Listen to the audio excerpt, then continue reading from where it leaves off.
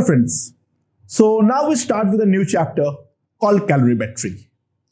So calorimetry में हम लोग बेसिकली किस चीज को लेकर डील करते हैं वो एक बात देख लो. Exchange of heat for solids and liquids.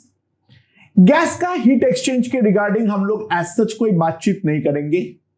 Solid और लिक्विड का हीट एक्सचेंज को लेके हम इस टॉपिक के बारे में बातचीत करेंगे. अच्छा, हिस्टोरिकली हीट का जो डेवलपमेंट है वो बहुत ही इंटरेस्टिंग सा है, राइट? लोगों को पहले कोई आइडिया नहीं था जो heat is basically a form of energy. लोगों को ये लगता था जो बेसिकली हीट जो है वो एक टाइप का फ्लूइड है जो हमारा कोई गर्म बॉडी से ठंडे बॉडी की तरफ ट्रांसफर होता है, एंड लोगों ने उसको एक फ्लूइड की तरह मानते हुए नाम दिया था कैलोरी. अब लोगों को प्रॉब्लम ये हुआ जो ये फ्लूइड का कॉन्सेप्ट मानने के कारण बहुत सारे कंजर्वेशन लॉ टूटता हुआ नजर आया.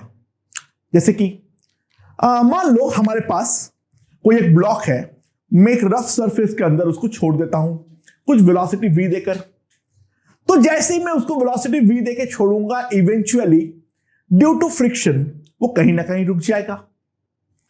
हाँ, ऑब्वियसली बात है जो बॉडी उसके गर्म होंगे, लेकिन तब के लोगों को तो कोई आइडिया ही नहीं था जो हीट एक एनर्जी है. तो बॉडी का काइनेटिक एनर्जी खत्म हो गया है, राइट? उसके सामने कोई एनर्जी डेवलप होते हुए नजर नहीं आया है. तो कंजर्वेशन का जो लॉ है वो हमारा टूटता हुआ नजर आया.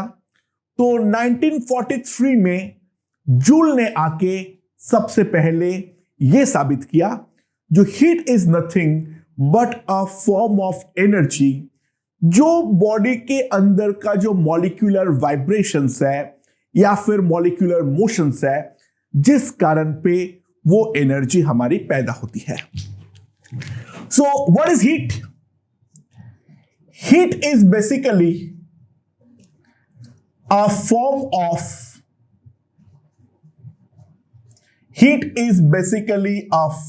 Of energy, right? What is the reason of heat flow? The reason of heat flow is temperature difference, right?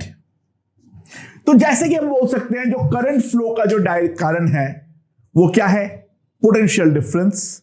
तो वैसे ही हीट फ्लो का जो कारण है वो दो बॉडी के बीच का टेम्परेचर डिफरेंस है. And what is temperature? Temperature is the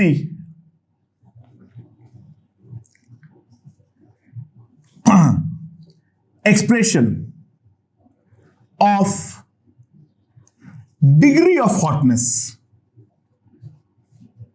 right?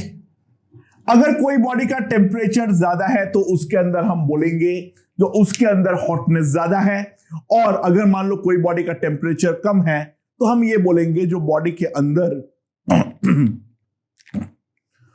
अंदर जो टेम्परेचर है, जो हॉटनेस है, वो हमारा कम है.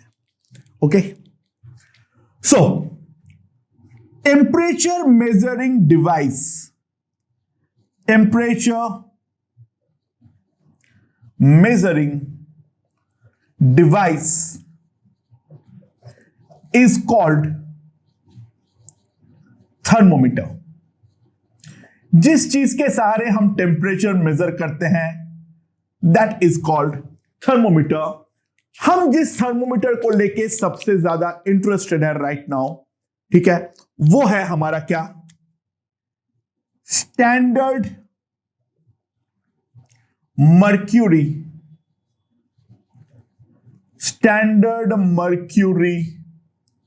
थर्मोमीटर. राइट। अच्छा, स्टैंडर्ड मर्क्यूरी थर्मोमीटर किस प्रिंसिपल पे काम करता है? It works on the principle of thermal expansion. क्या होता है उसमें? ध्यान दो, हमारे पास कोई थर्मोमीटर है, यह है थर्मोमीटर का बल्ब, जिसके अंदर कोई एक मेजरिंग फ्लूइड, नॉर्मली मर्क्यूरी जो है, बहुत सी जगह पे अल्कोहल भी इस्तेमाल होता है, वो रखा हुआ है। अब जैसे इनिशियली मान लो ये लेवल है, अब जैसे ही टेम्परेचर बढ़ाऊंगा तो ऑब्वियसली बात है मर्क्यूरी एक्सपांड करेगा। तो मर्क्यूरी, इसके अंदर का जो छोटा सा एक ट्यूब होता है, पतला सा, इसको कैपिलरी ट्यूब भी बोलते हैं, उसको पकड़ते हुए ऊपर की तरफ बढ़ना चालू करता है। नाउ इसके यहां पर इस तरीके से टेम्परेचर्स कैलिब्रेटेड होते हैं और वो कैलिब्रेशन से हम रीडिंग लेते हुए कोई एक बॉडी का टेम्परेचर जो है वो हम निकालते हैं, राइट। अब हमारे पास कुछ स्टैंडर्ड कैलिब्रेशंस है। तो सबसे पहले दो एकदम स्टैंडर्ड कैलिब्रेशंस, एक है डिग्री सेल्सियस एंड दूसरा है degree Fahrenheit. So we will introduce degree Celsius and degree Fahrenheit और उन दोनों के बीच में हम रिलेशन बनाने का ट्राई करेंगे, ठीक है। ओके, लोगों ने क्यों ऐसे डेवलप किया उस हिस्ट्री में नहीं जा रहे हैं, कोई मतलब नहीं है। देखो, ध्यान दो, क्या है, सेल्सियस ने क्या किया और फ़ारेनहाइट ने क्या किया, और उन दोनों के बीच का जो रिलेशन है हम वो भी बनाने का ट्राई करेंगे। दोनों के पास एग्जैक्टली सेम थर्मोमीटर दो है, एग्जैक्टली सेम थर्मोमीटर, ठीक है। ये पहला थर्मोमीटर है और दूसरा, ये लेफ्ट वाला थर्मोमीटर हमने सेल्सियस के हाथ में दे दिए, ठीक है, और जो राइट वाला थर्मोमीटर है वो हमने फ़ारेनहाइट के हाथ में दे दिए। ओके, ये है हमारा दो थर्मोमीटर। अब इसके अंदर मर्क्यूरी है। सबसे पहले इसने, सेल्सियस ने अपना थर्मोमीटर को पिघलता हुआ बर्फ के अंदर रखा और पिघलता हुआ बर्फ के अंदर रखते हुए उसने जहां पर ये मर्क्यूरी कॉलम राइट नाउ है उसको उसने नाम दे दिया 0 डिग्री सेल्सियस। जहां पर वो मर्क्यूरी कॉलम राइट नाउ है उसको उसने नाम दे दिया 0 डिग्री सेल्सियस। क्यों दिया? उसकी मर्जी। सिमिलरली फ़ारेनहाइट ने भी उसी को वही पिघलता हुआ बर्फ के अंदर रखा और उसने मर्क्यूरी कॉलम का लोकेशन जो है, उस मर्क्यूरी कॉलम का लोकेशन को नोट डाउन किया और उसने ये नाम दे दिया 32 डिग्री फ़ारेनहाइट। क्यों दिया? वो पागल है, दिया है, ठीक है, राइट। अब उसके बाद सेल्सियस ने अपना जो थर्मोमीटर है उसको क्या किया, उसको उठा के एक उबलता हुआ पानी के अंदर रखा। तो उबलता हुआ पानी के अंदर रखने पर उसने देखा due to the thermal expansion ये एक्सपांड करेगा और एक्सपांड करके जहां पर उसने रुका, जहां पे वो रुका उसको उसने नाम दे दिया 100 डिग्री सेल्सियस। और फ़ारेनहाइट ने भी अपना थर्मोमीटर को उबलता हुआ पानी के अंदर रखा। ऑब्वियसली बात है, थर्मोमीटर के पास दिमाग नहीं है तो वो तो सिमिलर तरीके से एग्जैक्टली सेम लोकेशन तक ही बढ़ेगा और जहां तक बढ़ा उसको उसने नाम दे दिया 212 डिग्री फ़ारेनहाइट, राइट। ये उसने नाम दे दिया दोनों के दोनों ने। ध्यान देना, दोनों केस में ही हमारा जो एक्सपांशन होगा वो मेरा एल होने वाला है। ऑब्वियसली बात है, थर्मोमीटर को क्या मालूम वो सेल्सियस के हाथ में है या फ़ारेनहाइट के हाथ में है, दोनों केस में मर्क्यूरी का जो टोटल लेंथ का एक्सपांशन हुआ है in the tube that is equals to L। अच्छा, अब इसने ये वाला n को 0 डिग्री सेल्सियस नाम दिया, उसने ये वाला n को 100 डिग्री सेल्सियस नाम दिया, और जो अंदर का पार्ट है उसको उसने 100 इक्वल पार्ट्स में डिवाइड कर दिया। उसको उसने 100 इक्वल पार्ट्स में डिवाइड कर दिया और हर एक पार्ट को उसने नाम दिया 1 डिग्री सेल्सियस। उसने जो बीच का जितना भी जगह था, यानी सिंपल सी बात है 1 डिग्री सेल्सियस का राइज L/100 का मर्क्यूरी का राइज के इक्विवेलेंट है। यानी 1 डिग्री सेल्सियस बढ़ाने पर, मैं यूनिफॉर्म एक्सपांशन एज्यूम कर रहा हूं क्योंकि काफी ज्यादा लॉजिकल एजम्पशन है, तो वो 1 डिग्री सेल्सियस से बढ़ने पर L/100 लेंथ जो है हमारा मर्क्यूरी कॉलम ऊपर चढ़ता है। तो बेसिकली 0 डिग्री इसका लोअर लिमिट है, 100 डिग्री इसका अपर लिमिट है। बीच वाले पार्ट को उसने 100 इक्वल पार्ट्स में लिख दिया और उसको उसने हर एक पार्ट को बोला 1 degree Celsius. Now similarly Fahrenheit ने क्या किया, उसने ये वाला लेंथ को टोटल 180 पार्ट में तोड़ा और हर एक पार्ट को उसने नाम दे दिया 1 डिग्री फ़ारेनहाइट। हर एक पार्ट को उसने बोला कितना, 1 डिग्री फ़ारेनहाइट। तो 1 degree Fahrenheit will be equals to L/180। ध्यान देना 180 इज नथिंग बट 212 माइनस 32, यानी दोनों ही upper limit minus lower limit कर रहा है। तो 180 डिग्री पे एल लेंथ बड़ा है फ़ारेनहाइट के लिए, तो 1 डिग्री के लिए जो बढ़ेगा वो लॉजिकली कितना होगा, हमारा L/180। अब मान लो दोनों ने कोई एक बॉडी के कांटेक्ट में रखा, तो कांटेक्ट में रखने पर मान लो मर्क्यूरी, दोनों केस में दोनों के पास सेम थर्मोमीटर है, तो ऑब्वियसली अगर सेम बॉडी के कांटेक्ट में रखूंगा तो इक्वली ऊपर तक ही चढ़ेगा। यहां पर जो रीडिंग आया है वो C डिग्री सेल्सियस आया है और यहां पर जो टेम्प रीडिंग आया है वो आया है F degree Fahrenheit. So now basically हमारा जो काम है, find a relation between C and F। Okay, जो हमारा डिग्री सेल्सियस है और वो जो हमारा डिग्री फ़ारेनहाइट है, उन दोनों के बीच का जो रिलेशन है, उन दोनों के C और F के बीच में हमें रिलेशन बनाना है। अच्छा, by the way, what is the lower limit? इस केस में है 0 डिग्री, यहां पर क्या है C डिग्री सेल्सियस, और यहां पर क्या है 32 डिग्री, और यहां पर क्या है F degree Fahrenheit.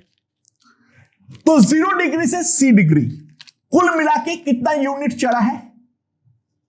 Definitely C unit चढ़ा है। और 32 से F डेफिनेटली कितना यूनिट चढ़ा है?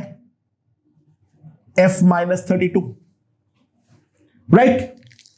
अच्छा, यहां पर 1 डिग्री के लिए चढ़ता है L/100, तो C यूनिट के लिए कितना चढ़ेगा?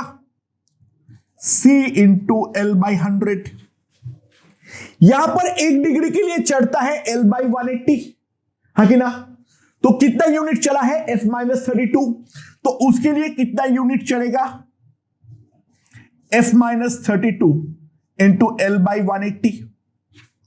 ओके, नाउ क्योंकि बहुत सिंपल सी बात है, बहुत ज्यादा सिंपल सी बात है, थर्मोमीटर के पास दिमाग नहीं है, दोनों केस में ही डेफिनेटली इक्वल अमाउंट पे चलेगा, तो हम ये बोल सकते हैं C into L/100 is equal to F minus 32 into L/180। तो सिंपली अगर मैं देखूं, L is cancelled, 0 0 is cancelled, C/5 equals to F minus 32 upon 9। ये है मेरा relation between Celsius scale and Fahrenheit scale.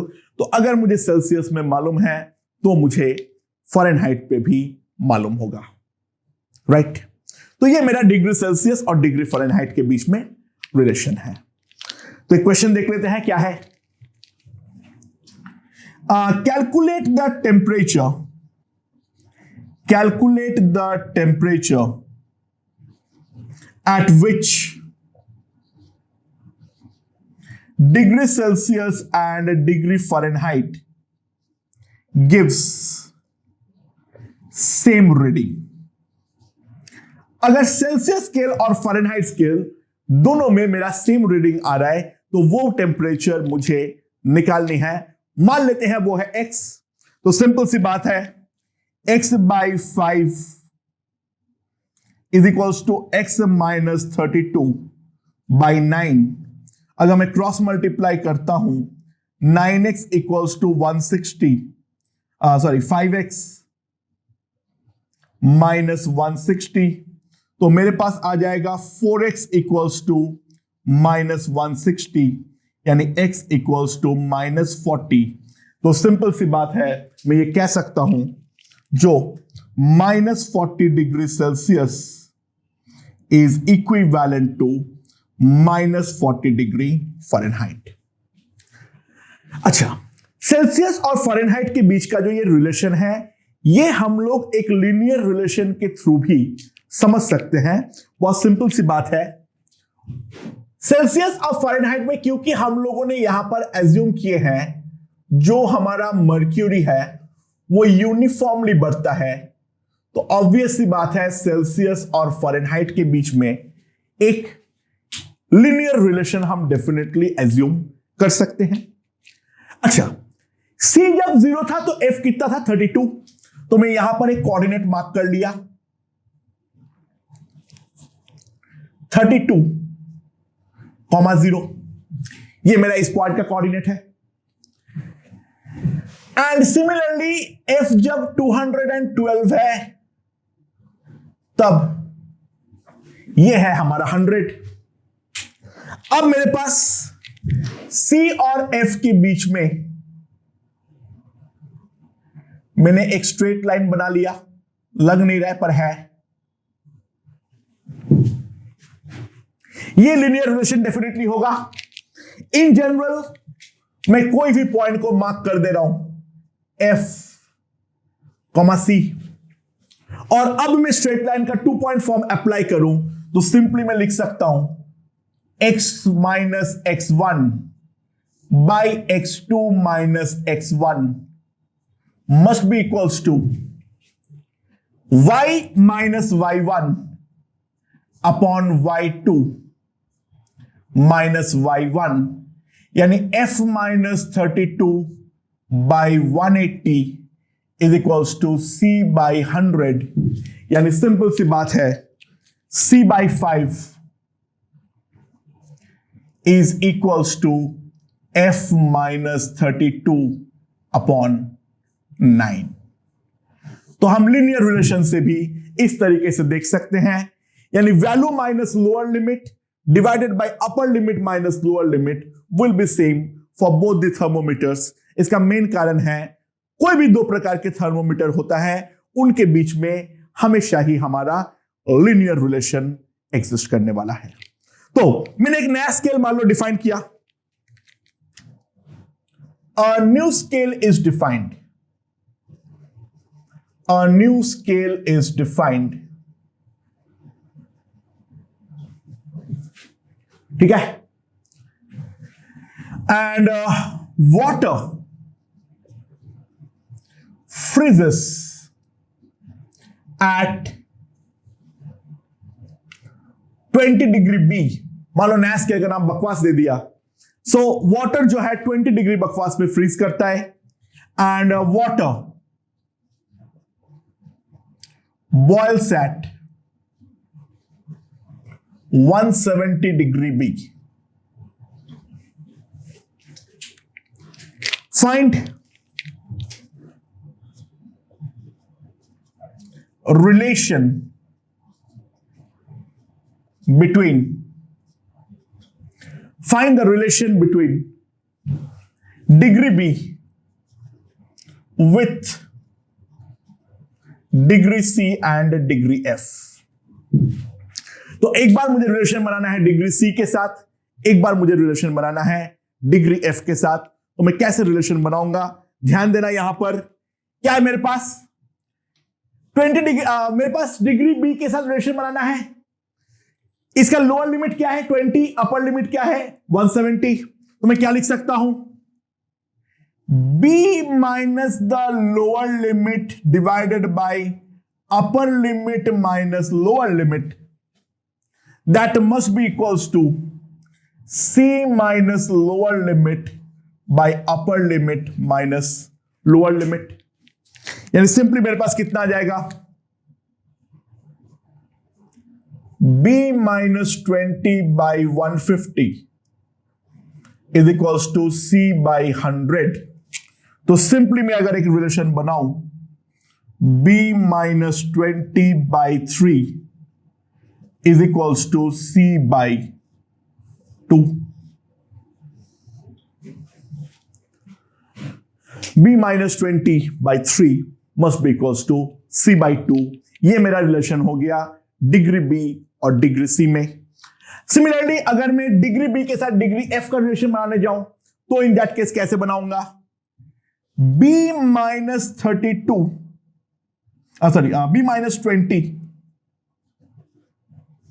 By 170 minus 20, b minus the lower limit divided by upper limit minus lower limit will be equals to f minus the lower limit divided by upper limit minus lower limit। तो क्या आ जाएगा मेरे पास आ जाएगा b by 20 divided by 150 will be equals to f minus 32 divided by 180। now let's divide it by 30, so what we will get, तो मेरे पास simply मिल जाएगा b minus 20 by 5 will be equals to f minus 32 by 6। तो ये हो जाएगा degree b और degree f में रिलेशन। तो कोई भी हमें नया स्केल दे दे, हम इस टेक्निक के थ्रू कोई भी स्केल में रिलेशन निकाल सकते हैं। अच्छा, इसके बाद हम लास्ट में डिफाइन करते हैं absolute temperature scale, that is called basically Kelvin.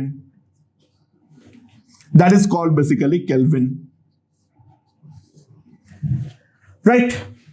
What is Kelvin? Kelvin और सेल्सियस में बहुत ही प्यारा रिलेशन है, ध्यान देना। -273 degree Celsius is equivalent to 0 Kelvin and 1 degree Celsius rise implies 1 Kelvin rise। यानी 1 डिग्री सेल्सियस में थर्मोमीटर का जो हमारा मर्क्यूरी है वो जितना राइज करेगा और 1 केल्विन के लिए जितना राइज करेगा वो दोनों हमारा इक्वल होगा। तो सिंपल सी बात है, जो भी हमारा केल्विन होता है K, that is equals to C plus 273। It's a direct relation. Degree Celsius के वैल्यू में 273 ऐड कर दो तो हमें केल्विन मिल जाएगा। ध्यान देना, kelvin is the SI unit और केल्विन में डिग्री नहीं लगता है। तो टेम्परेचर कैसे मेजर करते हैं, डिफरेंट स्केल्स क्या क्या डिफाइंड है एंड उनके बीच का रिलेशन निकालने का तरीका हमने देख लिए। एक और ट्रेडिशनल वो था unit, that is called the Raoult. Raoult का जो हमारा वाटर है वो 0 डिग्री राउल्ट में फ्रीज करता था और 80 डिग्री राउल्ट पे वो एवापोरेट करता था। तो खैर, हम जैसे ये नया स्केल डिफाइन किए हैं वैसे यहां पर भी डिग्री सेल्सियस और डिग्री राउल्ट में भी हम रिलेशन निकाल सकते हैं। तो that was the basic concept regarding thermometry and now we will move on to the proper calorimetry. Okay दोस्तों, तो अब हम लोग चालू करते हैं प्रॉपर कैलोरीमेट्री। कैलोरीमेट्री में हम क्या देखने वाले हैं, हम देखने वाले हैं basically heat exchange in solids and liquids. Gas का हीट एक्सचेंज के रिगार्डिंग हम एज सच बात नहीं करेंगे। गैस में बहुत सारे कॉम्प्लिकेशंस होते हैं अलग अलग टाइप के, उसके रिगार्डिंग हम बात नहीं करेंगे। मेन जो बात करेंगे वो हम सॉलिड और लिक्विड का हीट एक्सचेंज के रिगार्डिंग बात करेंगे। अच्छा दोस्तों, एक बात अब समझना जो इंपॉर्टेंट बात है, कोई भी बॉडी को अगर मैं हीट सप्लाई करता हूं, कोई भी बॉडी को अगर मैं हीट सप्लाई करता हूं तो दो पॉसिबिलिटीज बनता है। वो है पहला, टेम्परेचर इंक्रीज कर सकता है उसका, या फिर फेस चेंज हो सकता है। ध्यान देना है, जो फेस चेंज के दौरान टेम्परेचर को हम कांस्टेंट एज्यूम करते हैं। हम जो फेस चेंज के रिगार्डिंग बातचीत करते हैं that is normally at 1 atm pressure. अगर मैं प्रेशर को बदलता हूं तो ऑब्वियसली बात है मेल्टिंग और बॉइलिंग पॉइंट बदलता है। केस इन पॉइंट, अगर मैं वाटर के ऊपर प्रेशर 1 atm से ज्यादा कर देता हूं तो जो फ्रीजिंग पॉइंट होता है वो मेरे 0 से कम हो जाता है और बॉइलिंग पॉइंट जो है वो हमारा 100 से बढ़ जाता है। तो प्रेशर का जो इफेक्ट है वो तो अभी फिलहाल हमारा मेन काम नहीं है देखना। अभी फिलहाल जो मेन काम है वो है हमें कांस्टेंट प्रेशर में जो फेस चेंज होता है उसको एनालाइज करना। और दूसरा, कोई भी बॉडी में अगर फेस चेंज नहीं हो रहा है तो हीट देने पर या हीट खींचने पर डेफिनेटली उसके टेम्परेचर में बदलाव होते हैं। तो ये दोनों फैक्टर जो है वो हम इस चैप्टर में कंसिडर करने वाले हैं। तो before we start anything else, हमें सबसे पहले एक मोस्ट कॉमन यूनिट को डिफाइन करना पड़ेगा, वो है 1 कैलोरी। अच्छा, तो 1 कैलोरी में क्या होता है, कैसे डेफिनेशन है? ध्यान देना, ये हीट का यूनिट है। The heat required to rise temperature of 1 gram of pure water by 1 degree Celsius is called 1 calorie. 1 gram pure water का टेम्परेचर 1 डिग्री सेल्सियस से बढ़ाने के लिए हमें जितना हीट देना पड़ेगा उस हीट को हम बोलते हैं 1 calorie. So calorie is basically a unit of energy. 1 calorie का जो वैल्यू होती है, एक्सपेरिमेंटली लोगों ने देखा 4.2 जूल। ये बहुत बाद में लोगों को मालूम पड़ा था। कैलोरी का डेफिनेशन बहुत पहले है एज कंपेयर टू जूल, वो तो हमने पहले ही बातचीत किए थे। लोग कैलोरी को एक लिक्विड की तरह मानता था, जो बेसिकली हीट को लोग लिक्विड मानते थे तो कैलोरी बोलते थे उसको। कैलोरी तब का यूनिट है, लोग बाद में एक्सपेरिमेंटली देखा जो 1 कैलोरी इज 4.2 जूल। ओके, खैर, बट इस डेफिनेशन में एक एम्बिग्विटी आया। क्या है? लोगों को बाद में एविडेंस मिला जो वाटर का टेम्परेचर 0 डिग्री सेल्सियस से 1 डिग्री सेल्सियस कर रहा हूं और 90 डिग्री से 91 डिग्री कर रहा हूं, दोनों में जो हीट का रिक्वायरमेंट होती है वो एग्जैक्टली सेम नहीं होती है। तो लोगों ने इस कारण पे डिफाइन किया एवरेज कैलोरी, या फिर मोर ज्यादा प्रिसाइजली अगर हम बात करेंगे तो लोगों ने डिफाइन किया 15 degree calorie. Now, what is 15 degree calorie? Simple. The heat required to rise temperature of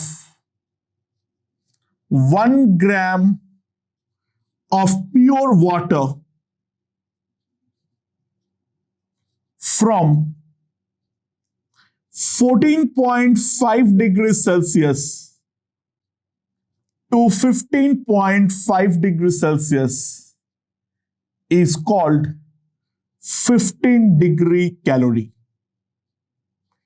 1 gram pure water का टेम्परेचर 14.5 डिग्री सेल्सियस से बढ़ा के 15.5 डिग्री सेल्सियस करने के लिए हमें जितना हीट देना पड़ता है उसको लोग बोलते हैं एवरेज कैलोरी या फिर 15 डिग्री कैलोरी। एंड इसी के साथ हमारा कैलोरी स्टैंडर्डाइज हो जाता है और कैलोरी का वैल्यू फिक्स हो जाता है, क्योंकि ये वाले डेफिनेशन में एम्बिग्युइटी था, क्योंकि वाटर का बिहेवियर हर टेम्परेचर में एग्जैक्टली सेम तो नहीं होता है। Okay okay, so now let's see. अब हम लोग कुछ चीजें डिफाइन करेंगे। सबसे पहले जो चीज डिफाइन करेंगे वो है specific heat capacity. Now what is specific heat capacity? क्या होता है? ध्यान देना, amount of heat required to rise temperature of unit mass by 1 degree is called specific heat S of a substance. कोई एक बॉडी का टेम्परेचर, उस body का मास 1 यूनिट होना चाहिए। उसका मास अगर मैं उसका टेम्परेचर अगर मैं 1 डिग्री से बढ़ाने का ट्राई करता हूं तो इन दैट केस हमें जितनी हीट देना पड़ेगा उसको हम लोग बोलते हैं उसका स्पेसिफिक हीट कैपेसिटी। तो सपोज करो हमारे पास कोई एक बॉडी है, उस बॉडी के अंदर मैंने delta Q amount of heat दिया। बॉडी का मास है m और बॉडी का टेम्परेचर में बदलाव होता है उसके कारण डेल्टा टी। तो according to the definition of specific heat, S is equals to delta Q upon m delta T. That's the definition of S. S is equals to delta Q by m delta T. So,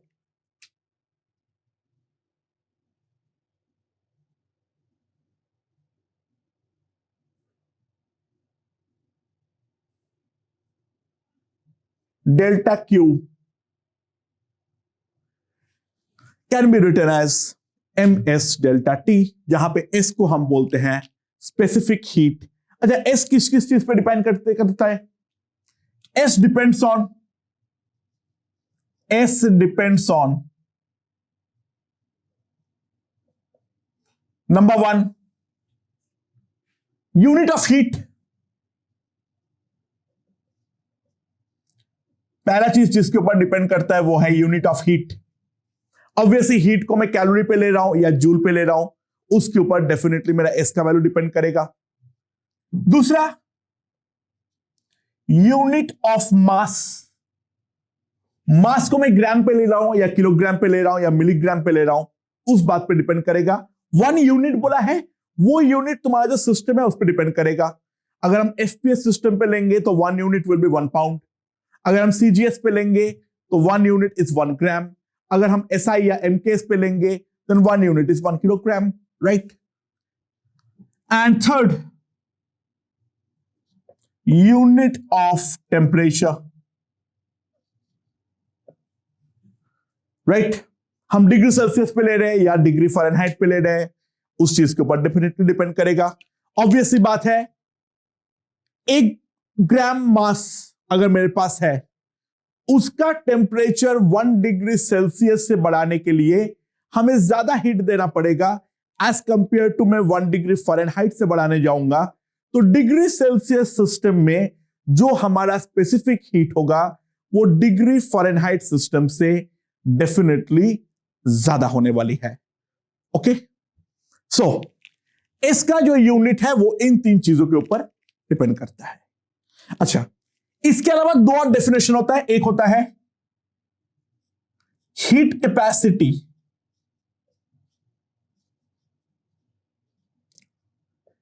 of a body. What is heat capacity of a body?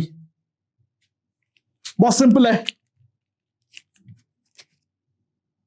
C is simply defined as delta Q by delta T, and we can clearly see it is nothing but M into S।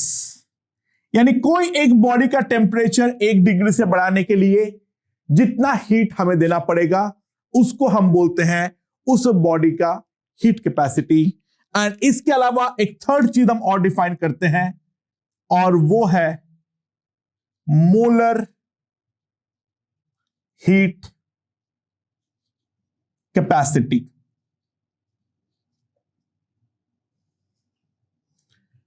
Now what is molar heat capacity?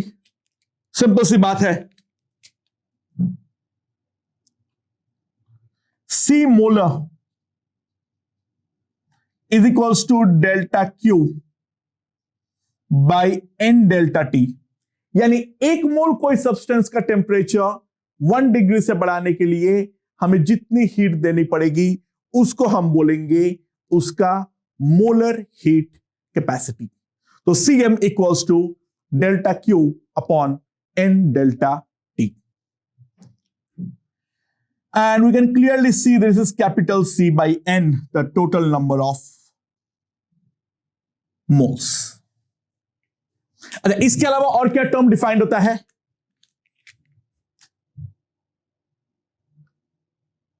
Water equivalent, water equivalent of a substance.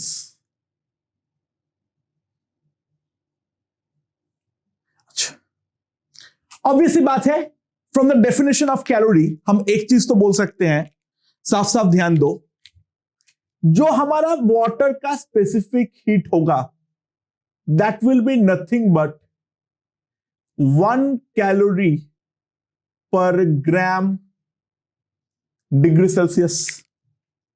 Specific heat of water will be 1 calorie per gram degree Celsius, SW। ठीक है? So, how do I define the water equivalent? ध्यान रखना क्या है, मेरे पास कोई एक body है,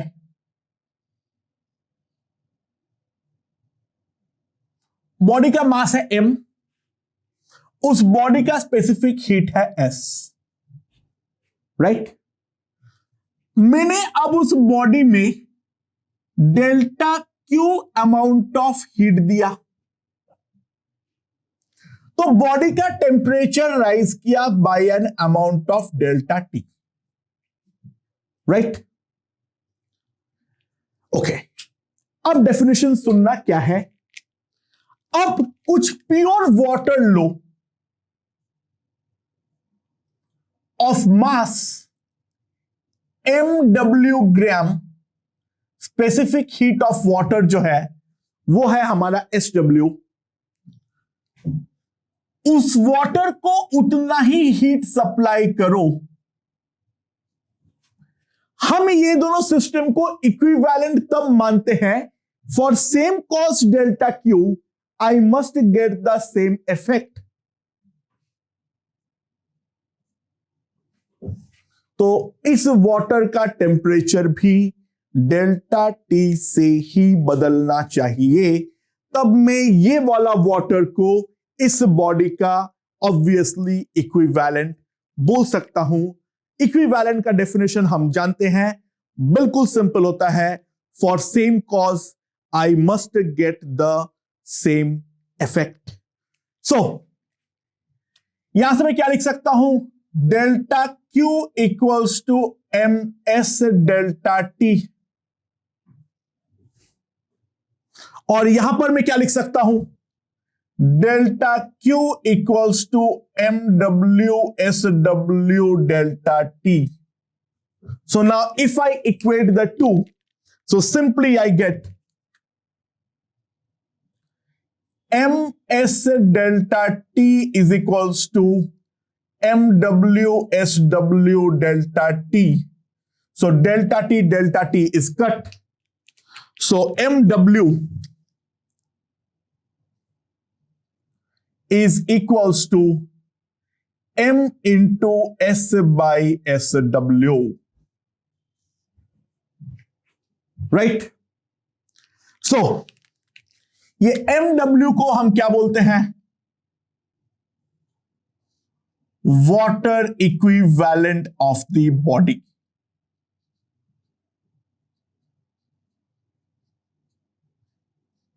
अच्छा, बॉडी का वाटर इक्विवेलेंट का जो यूनिट है वो ध्यान देना, मास का यूनिट है.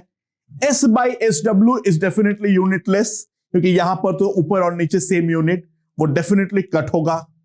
तो S बाई SW को हम क्या बोलते हैं? रिलेटिव